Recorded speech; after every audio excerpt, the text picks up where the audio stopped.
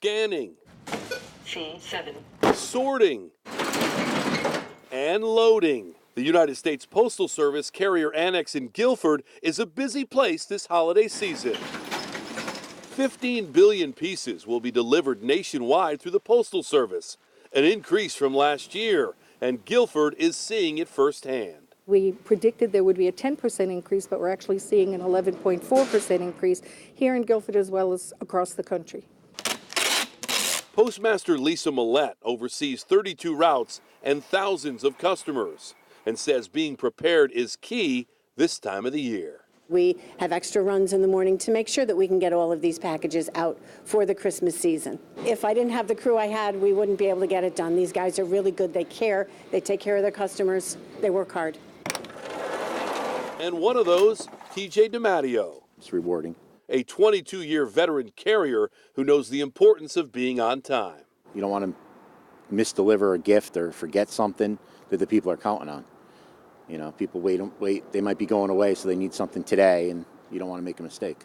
And while TJ and his carrier colleagues hustle to make sure everything gets delivered on time for the holidays, time is running out to make sure packages make it underneath the tree.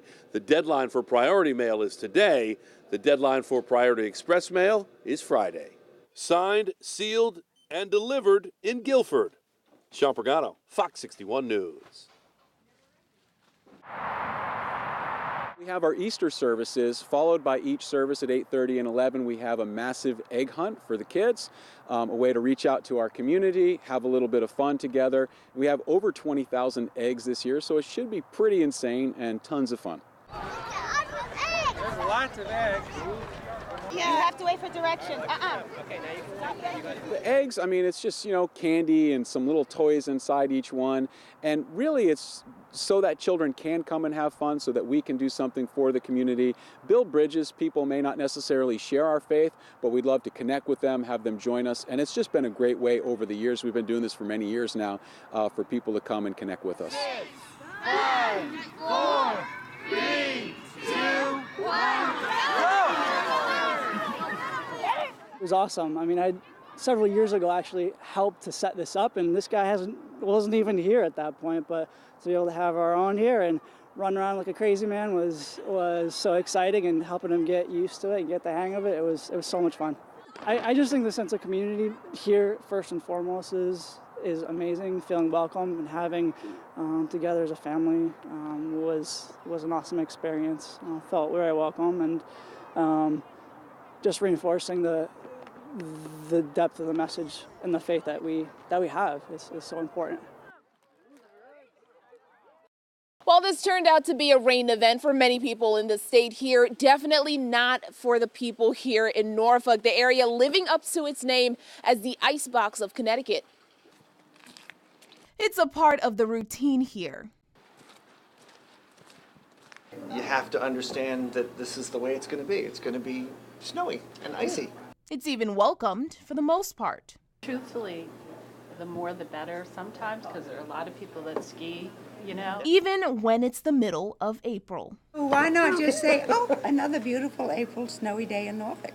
Because when your town is nicknamed an icebox. This really isn't, this isn't snow. This is dust, This is We haven't gotten a good snow for at least a week and a half. Folks here say it just comes with the territory. It was well named, right? You can drive a couple of miles in either direction, any direction really, and you're likely to have it be rain. So I would vastly prefer to have it look like this. Until spring finally arrives. In a matter of weeks, we'll be complaining about how humid it is. So. Never. Except for Libby. Aisha Bo, Fox 61 News. Our goal today is to expose our middle school students to the excitement of engineering, to show them all the different types of engineers that there are, all the great things that we do, and how we help change the world. At East Granby Middle School, students were joined by a special guest who knows a thing or two about what it takes to build. Not just build a quality airplane engine, but also quite a career, and one that defies demographics. Jonna Gherkin is a manager of manufacturing engineering for Pratt & Whitney and is also the president of the Society of Women Engineers. She was joined by a dozen other engineers from Pratt & Whitney and their parent company UTC Aerospace to give these students a hands-on experience. This is the perfect age to get them interested in math and technology and science. And the students were loving it. Sometimes when there's something that I really just see and I want to do, I'll just build it the way it's supposed to. Shannon was helping build solar-powered cars that would move along simply by shining a light on them. And she's no stranger to things like this, and is another example of the apple not falling far from the tree. I want to be an engineer just like my dad because he works at Magnatech and I love it there. The field of engineering is overwhelmingly male-dominated, with women making up only about 15% of working engineers. As Jonna and her colleagues note, there's a lot of work that needs to be done. It still does not reflect the demographics of our population, and until we get there, our work isn't done. And the tide is starting to turn, with efforts like this from UTC really beginning to change the culture.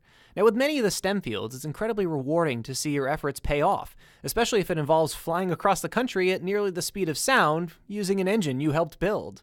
Well, being in aerospace, every time I get on a plane, I'm reminded about how cool it is what we do. East Granby Middle School counselor Kashima Jennings helps set this all up and says she's open to more in the future. I would love to be able to do other programs like this in the future, to bring professionals in to talk to our students, to kind of mentor our students, and also kind of bridging that gap between education and the career professions. I'm Dan Amaranti, Fox 61 News. Any kind of foodie really can walk through these doors and find something they like. Envy Bakery and Market in Waterford. A little healthy, a little comfort, and a lot of goodness. People eating, just being more aware of what they're putting in their bodies. Owner Maria Longinitis says the menu is all about flexibility for the people that come in. And her style of cooking is choosing the best ingredients, the healthiest ingredients. You don't necessarily have to use a lot of ingredients, as long as they're good ingredients. Simple is better. Like the stacked triple threat grilled cheese. It's 3 meats, corned beef, pastrami, and beef brisket, grilled. And then it is topped with our house-made coleslaw, Swiss cheese, then grilled on marble rye. It's a hearty sandwich. There's a taste for everyone, from sweet and savory crepes to healthy smoothies, juices, and the dragon fruit and acai berry bowls. It's blended with your choice of milk or Greek yogurt and banana, and then it's topped with fresh fruit and house-made granola. It's loaded with antioxidants. It's also got natural guarana in it, which gives you a little boost for the day. And this does have a cozy, homey atmosphere, and it also includes a market and a bakery, which makes this a one-stop shop for just about every foodie. You can come for breakfast, you can come for lunch, and you're right, anybody can find what they want. The food is excellent here. The atmosphere always feels like a party. On the Foodie Friday train in Waterford. If you want to feel good and eat good and be happy, come here. Sean Pagano, Fox 61 News. One's Margot Farrell has been at Rentschler Field all morning long as the stadium has filled with law enforcement, and she's joining us now to talk about what she's seeing. Margot? Tim, Erica, good morning. I'm not sure I have the right words quite yet to describe what this morning has been like. Truly, I'm speechless after watching so many troopers and law enforcement officers all filing in here to the stadium. We saw just the last of them filing in within the last 15 minutes. If the parking lot is any indication, you know, we are on the outside here, so I can't get a view of just how many are inside. But take a look. I mean, as far as the eye can see, you can see police cruisers, trooper vehicles just lining the entire parking lot. And that's the case for 360 degrees all around Rentschler Field. Now, we do know that Trooper First Class Kevin Miller had been serving with the Connecticut State Police for 19 and a half years. 19 and a half years, that's so long for him to have developed connections with this brotherhood that all of the troopers and law enforcement officers that I've spoken with have talked about. Some saying that they knew Trooper Miller personally, others saying they didn't, but they still felt it was important to come out here and to show their support. And we know that Trooper Miller leaves behind 2 young children, something that is weighing so heavy on so many people's heart today. But I did speak with a representative, Trooper Kelly Grant of Connecticut State Police, who says that even though those children won't be growing up with their father alongside, they will have the support of Connecticut State Police for the rest of their life. Take a listen. It's a difficult time because a lot of the troopers are fathers, they are mothers, and it is, to see GFC Miller's kids knowing that they're not going to grow up with their father now. I did see the son yesterday, and he was riding in one of the state police cruisers. So the kids do know they have the full support of the Connecticut State Police and the troopers, and that they're going to be with them for a lifetime.